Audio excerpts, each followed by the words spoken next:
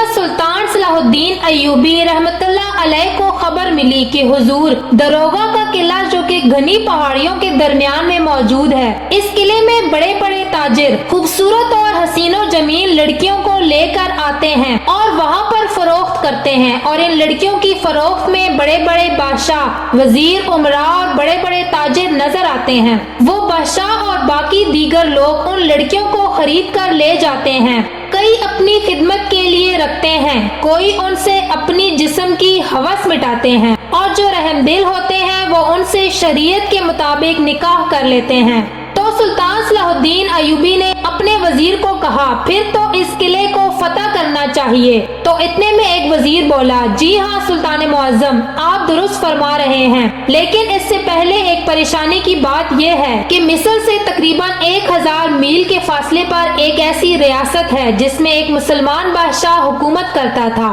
उसके महल में मौजूद गद्दारों ने महल पर कब्जा जमा लिया और इस बादशाह को भी कैद कर लिया और इसके तख्त पर अपनी मर्जी का एक और बादशाह बिठा दिया। तो सुल्तान सलाहुद्दीन अय्यूबी ने कहा कि इनका मकसद क्या है? तो वजीर ने कहा, सुल्तान मुअज्जम, हमारे जासूसों की खबर के मुताबिक वो बादशाह आपके साथ इल्हाक करके अपनी तिजारत को मजीद फरोग देना चाहता था और अपने इलाके में अमन कायम करना चाहता था, लेकिन इस महल में मौजूद दुश्मनों के जासूसों और गद्दारों को ये बात पसंद नहीं आई और उन्होंने इसको कैद करके उससे उसकी सल्तनत छीन ली, और वो जानते थे कि शहजादी ये सब कभी नहीं होने देगी, तो उन्होंने शहजादी को एक बहुत बड़े ताजिर के हाथ फरोख्त कर दिया। जब ये खबर सुल्तान सलाहुद्दीन अय्यूबी ने सुनी तो वो बड़े हैरान और परेशान हुए और सिपाहियों को कहने लगे कि जब भी कोई मुसलमान हक की बात के लिए आवाज उठाता है तो इस आवाज को दबोचने के लिए कई गीदड़ इकट्ठे हो जाते हैं, लेकिन मैं इनको कभी अपने इरादों में कामयाब नहीं होने दूंगा। इतने में अली बिन सुफियान ने सुल्तान से कहा, सुल्तान मुअज्जम, अब आप क्या करेंगे?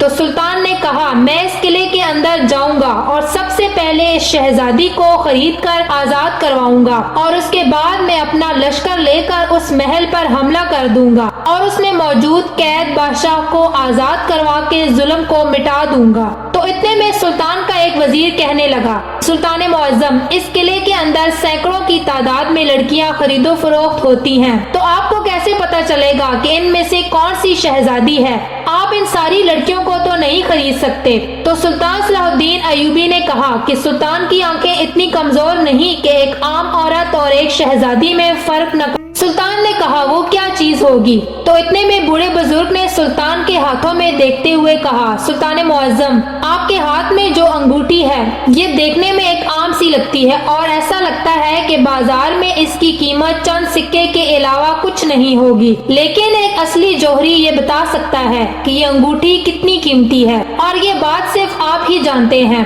तो सुल्तान सलाहुद्दीन अय्यूबी रहमतुल्लाह अलैह को बूढ़े की ये बात समझ आ गई। फिर सुल्तान ने कहा कि अब बताओ दूसरी कौन सी तरकीब इस्तेमाल करोगे? तो उस बूढ़े बुजुर्ग ने कहा कि मैं अपने हाथ में एक ऐसी दवा लगाऊंगा जिसको लगाने से हाथ में थोड़ी देर के लिए सख्ती आ जाती है और मुझे यकीन है कि मैं जब सारी लड़कियों से हाथ मिलाऊंगा तो इनमें से जो आम लड़की होगी उसने अपनी जिंदगी में बहुत उतार चढ़ाव देखा होगा, उसको मेरे हाथ की सख्ती से कुछ नहीं होगा, लेकिन जैसे ही मैं शहजादी से हाथ मिलाऊंगा वो हाथ की थोड़ी सी सख्ती को भी बर्दाश्त नहीं कर सकेगी और इसके चेहरे से ही पता चल जाएगा कि उसे तकलीफ हुई है, और इसी तरह मैं इन 100 में से एक शहजादी को बआसानी निकाल सकता हूँ। सुल्तान सलाहुद्दीन अय्यूबी रहमतुल्लाह अलैह ने बाबा जी को कहा कि आपने मेरे दोनों सवालों के बेहतरीन जवाब दिए हैं, बताइए कि अब आपकी क्या ख्वाहिश है? तो बूढ़े ने कहा, सुल्तान मुअज्जम, मैं कई दिनों का भूखा हूँ, मुझे बस एक वक्त का खाना दे दीजिए। मैं अल्लाह से दुआ करूँगा कि अल्लाह ताला आपकी सल्तनत को रंग लगाए। सुल्तान सलाहुद्दीन अय्यूबी ने बावर्ची को कहा कि बाबा जी को कमरे के अंदर ले जाओ और पुरलुत्फ खाना खिलाओ, और खाना खिलाने के बाद अगर ये इस महल में रुकने के लिए राजी हो जाएं तो इनको एक कमरा दिखा दो।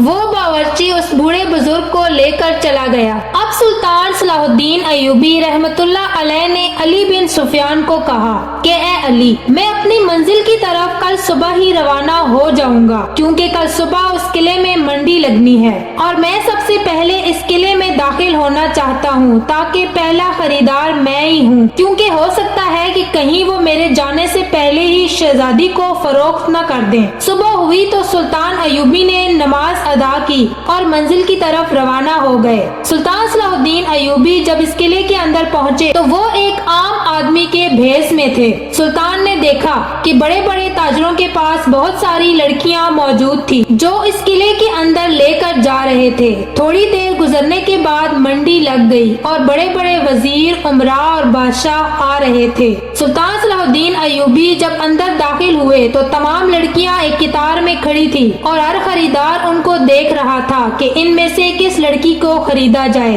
اب سلطان صلاح الدین ایوبی رحمت اللہ علیہ نے بزرگ کی ترکیب پر عمل کیا اور سب سے پہلے اپنے ہاتھ میں وہ انگوٹھی لی اور ان سب لڑکیوں کو اس طرح سے ہاتھ دکھایا کہ سامنے سے انگوٹھی صاف صاف نظر آ جائے۔ اب جو وہاں عام لڑکیاں تھی یعنی جو کسی غریب یا مزدور کی بیٹیاں تھی تو انہوں نے سلطان کی انگوٹھی کو دیکھ کر کسی حیرانگی کا اظہار نہیں کیا، لیکن جب تھوڑی دیر کے بعد سلطان نے اسی شہزادی کے سامنے اپنا ہاتھ لہرایا تو سلطان کی انگوٹھی کو دیکھ کر اس لڑکی کی آنکھیں پھٹی کی پھٹی رہ گئیں۔ وہ سلطان کو شکل سے نہیں جانتی تھی کیونکہ سلطان نے اپنا بھیس بدلا ہوا تھا۔ پھر وہ دل میں سوچنے لگی کہ سلطان صلاح الدین ایوبی ایسا سلطان نہیں کہ جو لڑکیوں کی خرید و فروخت کرے، وہ تو کسی نہ کسی جنگ میں کافروں کے سر اتار رہا ہوگا، اس کا اس غلیظ قلعے میں کیا کام؟ لہٰذا وہ لڑکی خاموش ہو گئی۔ اب سلطان صلاح الدین ایوبی نے بزرگ کی بات پر عمل کیا اور سلطان نے اپنے ایک سپاہی کے ہاتھوں پر وہ دوا لگائی۔ چند لمحوں کے بعد جب سپاہی کا ہاتھ سخت ہو گیا تو وہ اتنا سخت ہوا کہ سپاہی خود اپنے ہاتھ میں درد محسوس کرنے لگا۔ اب سلطان صلاح الدین ایوبی رحمت اللہ علیہ کا وہ سپاہی باری باری ان خرید و فروخت ہونے والی لڑکیوں سے ہاتھ ملانے لگا اور دل میں کہنے لگا کہ اے میرے اللہ، کسی نامحرم لڑکی کو چھونے پر معاف کرنا، کیونکہ اس کے پیچھے ہمارا مقصد غلط نہیں ہے۔ سلطان صلاح الدین ایوبی جب اس لڑکی کے قریب پہنچے اور جب اس سپاہی نے اس لڑکی سے ہاتھ ملایا تو سپاہی نے اپنے ہاتھ کو تھوڑا سا سختی دی تو اس لڑکی کی چیخ نکل گئی۔ سلطان سمجھ گئے کہ اگر یہی سختی کسی اور لڑکی کے ہاتھ کو دی جاتی تو اسے شاید محسوس بھی نہ ہوتا، لیکن یہ شہزادی جو کہ ایک محل میں پلی بڑی ہے، جس نے اپنی زندگی میں کبھی سختی نہیں دیکھی، نہ ہی کبھی گرمی اور سردی دیکھی اور نہ ہی کبھی بھوک دیکھی، تو صرف ایک شہزادی ہی اتنی نازک ہو سکتی ہے۔ سلطان نے ایک عام سے تاجر کے بھیس میں اس شہزادی کو دگنی قیمت میں خرید لیا اور چپکے سے وہاں سے روانہ ہو گئے۔ اب سلطان جب اپنے محل میں واپس آئے تو اس لڑکی کو ساری صورتحال سے آگاہ کیا اور کہا کہ اب میں تمہارے باپ کو آزاد کروانے میں تمہاری مدد کروں گا۔ سلطان صلاح الدین ایوبی نے بڑی عقل مندی سے ایک بہترین حکمت عملی بنائی اور اس بادشاہ کے محل میں خفیہ راستے سے داخل ہو گئے